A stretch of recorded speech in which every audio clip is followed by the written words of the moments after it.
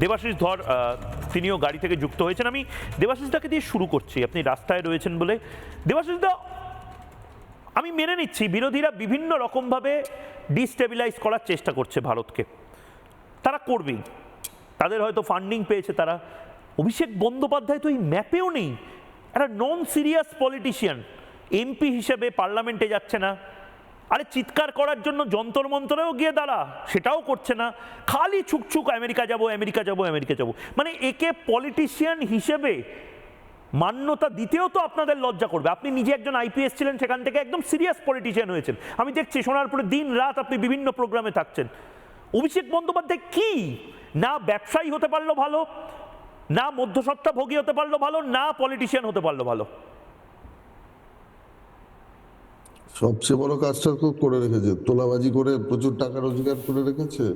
আর এই টাকার জোরে দেখুন 21-এর ইলেকশনটাতে অভিষেক ব্যানার্জির একটাই ক্রেডিট আছে, 19-এ ওই খারাপ ফল হওয়ার পরে লোকসভায় আইপ্যাককে হায়ার করে নিয়ে এসেছিল। আর এবং আহ, মানে আমাদের দলেরও স্ট্র্যাটেজিগত কিছু ভুল ছিল এবং সেটাকে কাজে লাগিয়ে ওই আইপ্যাক যে মানে মোটামুটি একটা ন্যারেটিভ তৈরি করে দিয়েছিল তার উপরে ভিত্তি করে, আর কোভিডেরও একটা ব্যাপার কাজ করেছিল। তো সব মিলিয়ে ইলেকশনটা জিততে সাহায্য করেছিল। এছাড়া অভিষেক ব্যানার্জি কোনোদিনই মানে দেখুন, he is not a politician at all. পলিটিশিয়ানের যে ম্যাচিউরিটি থাকা উচিত বা যেটা লাগে সেটা নয়। আইপ্যাক ন্যারেটিভ তৈরি করতো, উনি এসে সেটাই মানে সেইটাকেই বলতো বাইরে এসে। আর সব থেকে বড় কথা, পলিটিশিয়ান হতে গেলে সব থেকে বেশি যেটা লাগে ধৈর্য থাকতে হয় এবং নম্র হতে হয়।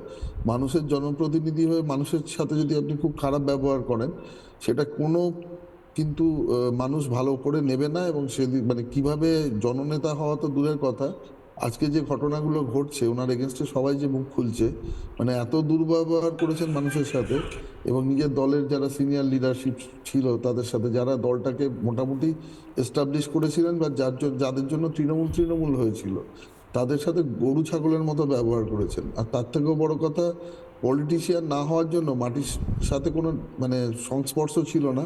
মানে মাটিতে কি ঘটছে সেটা কোনোদিনই জানতে পারা, ওই অন্যের থেকে ইনফরমেশন নেওয়া, নিজে সেটাকে অ্যানালিসিস করে কালেক্ট করা, দুটোর মধ্যে অনেক তফাৎ রয়েছে।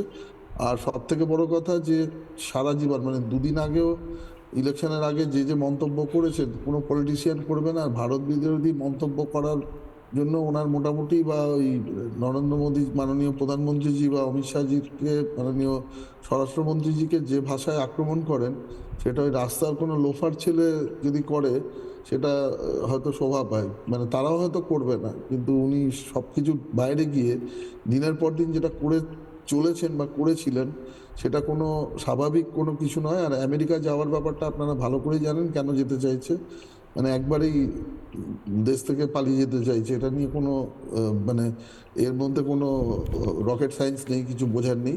আর সব থেকে বড় কথা, ডিপ স্টেট থিওরি আমরা বলছি, মানে আমার মনে হয় প্রত্যেকটি জিনিসের তদন্ত আরো ভালো করে এগোলে এই যে শাহজাহান জাহাঙ্গীর থেকে আরম্ভ করে যত ক্রিমিনালকে যতটা মানে উনি উস্কিয়ে সেই জায়গাটাকে মানে দাঁড় করিয়েছিলেন, এটা কিন্তু পুরোটাই কিন্তু অভিষেক ব্যানার্জির মানে মস্তিষ্ক প্রসূত। এবং আসার পরেই তৃণমূলের মধ্যে এত ভায়োলেন্স, এত কিছু দেখা যায়। মানে তার আগে তৃণমূল দলটার সাথে ওই 16 সালের পর থেকে তৃণমূল দলের মধ্যে আকাশ পাতাল মানে তফাৎ লক্ষ্য করা যায়। মানে তৃণমূল পরবর্তীকালে যেভাবে মাঠে নেমে পড়লো এবং ক্ষমতা দখলের জন্য এই যে ধরুন রোহিঙ্গা বা এই বিভিন্ন বাংলাদেশি যে ইনফ্লাক্স, এটা কন্টিনিউয়াসলি আরো বেশি বাড়তে লাগলো। এবং মানে যে জনপ্রতিনিধিরা নির্বাচিত হওয়ার জন্য টিকিট পেতে শুরু করলেন বা যা পেতে শুরু করলেন, প্রচুর অর্থের বিনিময়ে এই পুরো ব্যাপারটা ঘটতে থাকলো, যেটা